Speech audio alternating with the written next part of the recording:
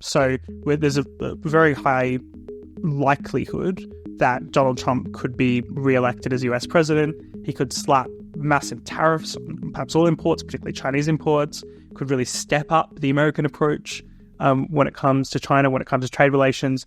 Joe Biden has already continued many of Trump's policies from his era in the White House, and there's all sorts of different efforts going on to, for example, ban any American working on the US, so working on the Chinese microchip industry, et cetera, et cetera, et cetera. Can you see this escalating in a very, I suppose, negative way, particularly considering the kind of stated intention of the Chinese government to retake Taiwan by 100 years, their 100-year anniversary, which is probably about 20 years away, of the CCP's control of China? I think it's going to be very interesting if Donald Trump does get re-elected. Maybe, interesting is an understatement in terms of when it comes to foreign policy and domestic policy. On domestic policy, clearly, he does not like the cheap competition from China. He wants to protect American jobs and an American-first strategy versus a China-first strategy. But also, you've got to remember, he's a deal maker.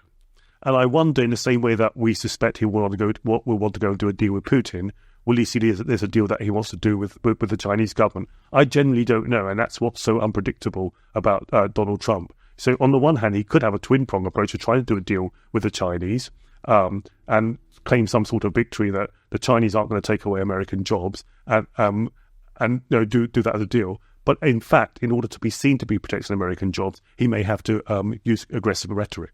Well, indeed, and that was essentially what Trump did last time, which is he did slap a whole bunch of tariffs on China's imports. There was a huge cost to American as a result. He then did reach some kind of deal with the Chinese, although I don't really know if you can mark it as much of a success, trying to play around with your balance of payments and your current account deficit in that kind of way. I suppose then the Can I just say something on that? I mean, it's very interesting because I remember when I was a member of the European Parliament in Brussels, and I spoke to one of the US ambassadors to Brussels, and he told me, you've got to understand what Donald Trump's technique is. He gets frustrated if no one responds to his call. So what he does, he will drop a metaphorical bomb in the room and make you pick up the telephone. And that's what he does. So he shocks you by saying, I'm going to slap all these tariffs, because he knows that if he does that, the Prime Minister or President of a country has to pick up the phone to him, and then he can start having a conversation. It's the art of the deal, as Trump's book famously was entitled.